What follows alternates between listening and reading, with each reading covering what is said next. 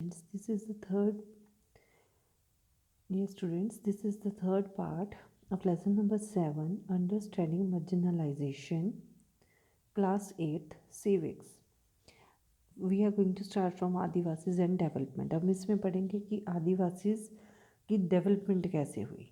ठीक है, देखिए, as you have already read in your history text book, forest were absolutely crucial to the development of all empires and settled civilisations in India. कि भारत में जो forest हैं उनकी बहुत बड़ी देन है किसी भी सिविलाइजेशन को डेवलप करने के लिए, किसी भी एम्पायर को खड़ा करने के लिए. ओके, तो बहुत क्रूशियल एक उनकी वो है, वेरी क्रूशियल उनकी देन है, बहुत बड़ी देन है, जो जिसके कारण डेवलप हो पाया है कोई भी राज्य या कोई भी सभ्यता, कोई भी सिविलाइजेशन. ओके, लेकिन इसके लिए जो आदिवासी थे उनको बहुत बड़ा सेक्रीफाइस देना पड़ा. और फॉरेस्ट हैं तो फॉरेस्ट में आदिवासी रहते थे, तो इन आदिवासीज ने भी एम्पायर्स को खड़ा करने में बहुत बड़ी देन दी है. वो एम्पायर को खड़ा करने के लिए, किसी राज्य को खड़ा करने के लिए. क्यों?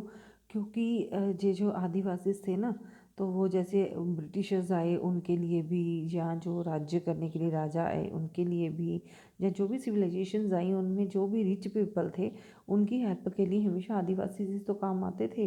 जो जंगलों में उनको लेके जाते थे, जहाँ हर हर का रास्ते के बारे में उनको बताते थे, या हर तरह का उनका काम करते थे. तो बदले में इनको कुछ मनी दी जाती थी, that is called doles, DOLES, जिसको ये मैंने यहाँ पे लिखा, उनको डोल्स, उनको एक मनी दी जाती थी बदले में आदिवासियों को, जिसको हम कहते हैं डोल्स, DOLES. ये मैंने यहाँ पे लिखा भी हुआ है, वो आप देख सकते हैं. ओके, अब the metals ore like iron, copper, gold, silver, coal and diamonds, invaluable timber, most medicinal herbs and animal products जैसे wax, lac, honey, animal themselves, elephant, the mainstay of imperial armies. तो मतलब ये सारी चीज़ें जो silver, gold, कोल, diamond, कुछ medicine से related herbs हो गए, एनिमल प्रोडक्ट्स हो गए, तो ये सब कुछ जो था वो हमें फॉरेस्ट से मिल जाता था. All came from the forest.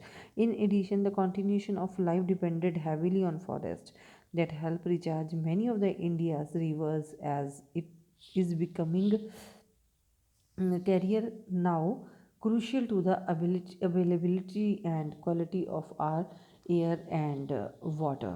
अब जैसे कि बिकमिंग कैरियर नाउ, जो इंडिया की रिवर्स थी, जो आजकल के कैरियर में जो है बहुत क्रूशियल हो जाता है, क्योंकि हवा और पानी जो है वो बहुत ही, उनकी क्वालिटी जो है वो हम क्रूशियली उसको डैमेज करते जा रहे हैं. Forest cover the major part of our country till the 19th century. Adivasis had a deep knowledge of access to as well as control over most of these vast tracts at least till the middle of the 19th century. Okay, उनको deep knowledge थी 19th century तक. अपने major part जो है forest ने हमारा country का cover किया हुआ था, और 19th सेंचुरी तक आदिवासी को इनकी डीप नॉलेज थी. ठीक है, बट फिर उनका कंट्रोल से ये बाहर चला गया, फिर इनके कंट्रोल में नहीं रहा 19th सेंचुरी के मिडल में. दिस मीन कि वो उनका रूल नहीं वहाँ पे रहा, लार्ज स्टेट्स या अम्पायर्स ने अपना रूल उसके ऊपर कर लिया. तो आदिवासी जो हैं वो फॉरेस्ट रिसोर्सेज के ऊपर डिपेंडेंट हो गए, क्योंकि उनका अपना जो कंट्रोल था वो उनसे छीन लिया गया. This is radically contrary in our image of Adivasis in today as somewhat marginal and powerless community. तो यही कारण है, रेडिकली एक कंट्रेरी चेंज आ गया कि आदिवासी जो थे उनकी जो पावरलेस कम्युनिटी हो गई यहाँ पर. ओके, क्योंकि उनका कंट्रोल ख़त्म हो गया. प्री कॉलोनियल वर्ल्ड दे वर ट्रेडिशनली अरेंज्ड हंटर गैदर्ड. वो क्या करते थे जो पहले समय में, वो अपनी हंटर गैदर्स इकट्ठे होकर शिकार करते थे. नोमैड्स थे जो एक स्थान से दूसरी जगह पर जाते थे. शिफ्टिंग एग्रीकल्चर करते थे, या कल्टीवेटिंग इन वन प्लेस, एक जगह पर भी कर लेते थे.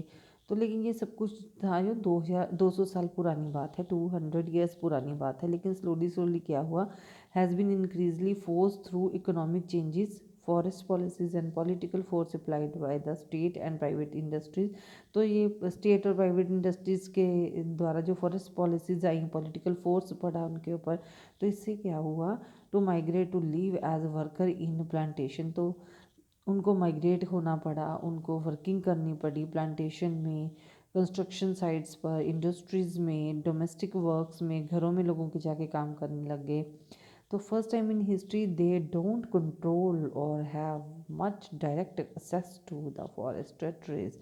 तो हिस्ट्री में पहली बार हुआ कि उनका कंट्रोल जो था इस टाइम बिल्कुल ही जो है वो ख़त्म हो गया। क्यों?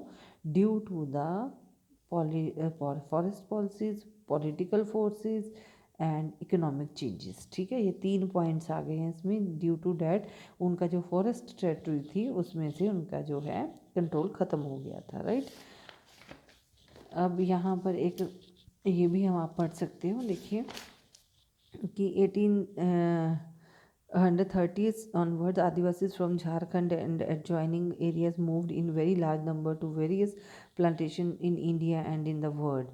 ठीक है, तो ये लोग यहाँ से चले गए, कहाँ कहाँ चले गए, Mauritius, Caribbean, even Australia। India's tea industry became possible with their labor in Assam। Today there are 70 lakh Adivasis in Assam alone। तो कहते आदिवासी में 70 लाख आदिवासी हैं असम में जो हैं आज के टाइम में। तो the story of his this migration is full of extreme hardship, torture, heart break and death. For example in the 19th century alone 5 lakh Adivasis has perished in these migrations.